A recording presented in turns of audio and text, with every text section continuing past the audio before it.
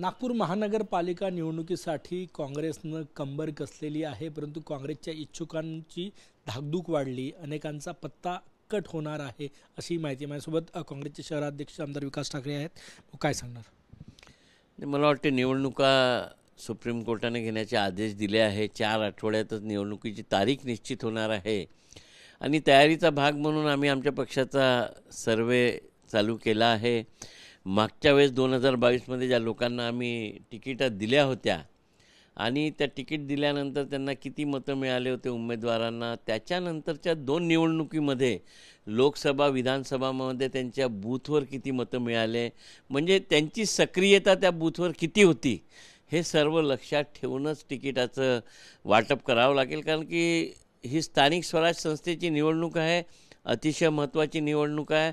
थेट सामान्य जनतेशी नगरसेवकाचा संपर्क असतो आणि तोच नगरसेवक पक्षाच्या लोकसभा विधानसभा आणि इतर संघटनात्मक कामांमध्ये जबाबदारी घेऊन काम करत असतो। मग हा व्यक्ती जबाबदार असला पाहिजे।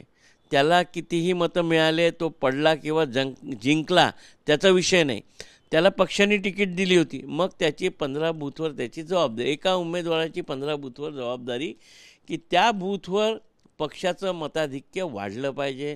लोकसभा विधानसभेच्या निवडणुका असो, सामान्य जनतेचे प्रश्न असो, तो त्या 15 बूथवर लोकांच्या संपर्कात राहिला पाहिजे, लोकांची कामं केली पाहिजे, तेव्हाच तो पक्षाचा खरा यशस्वी उमेदवार ठरू शकेल।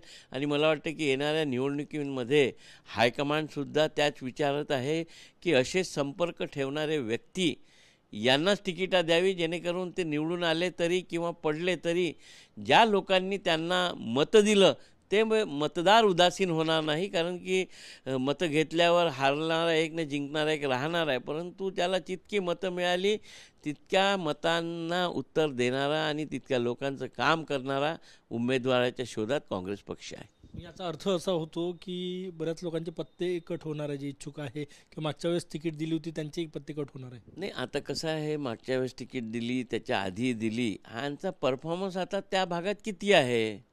म्हणजे एका प्रभागात जर 4 उमेदवार आहे आणि 60 बूथ आहे, एका उमेदवाराकडे 15 बूथ येत असतील तर त्या 15 बूथवर त्याला मताधिक्य आहे का लोकसभेत विधानसभेत, किंवा पक्षाचं संघटन तिथे बळकट आहे का, त्याच्याजवळ तिथे लोक आहेत का काम करणारे, हे सगळं पाहूनच तिकीट दिलं जाईल ना।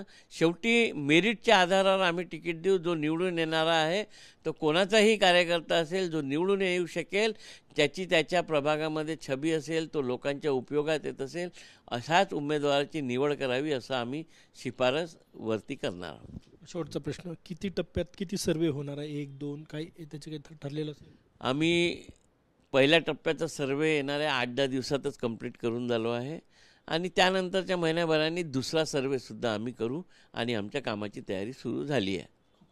कॅमेरामॅन सचिन सायमसह गजानन माटे, TVNN मराठी, नागपूर।